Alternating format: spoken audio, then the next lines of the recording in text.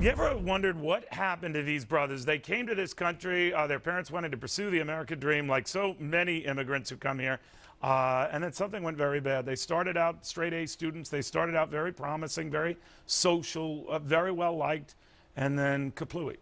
What happened? What happened? Lisa Daftari is a Middle East expert. She might have some ideas. What do you think happened?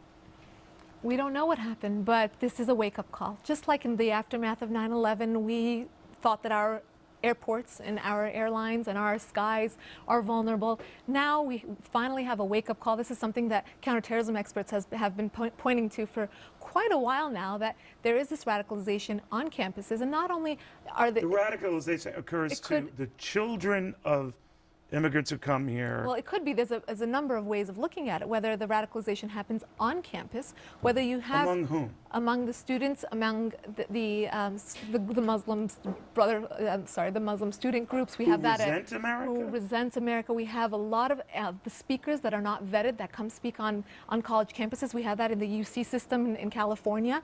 But you can also look at who are these students who are coming. Are they being radicalized at home and then coming on our dime and getting full scholarships, and we call them great students? And why isn't there a checklist? Why aren't we interviewing them? What should colleges be monitoring now? Why not have evaluations once a year on these students, see how they're doing, check up on them? I mean, in the case of these two brothers, they actually were called out by the Russian government, as far as we know, and we just let it go. Well, if he was called out and flagged once, why wasn't he monitored further?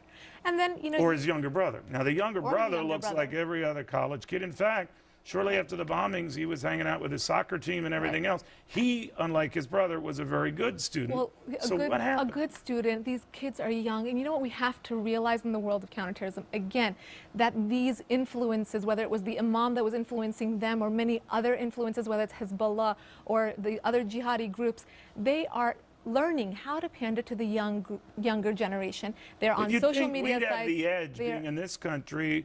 We have the First Amendment.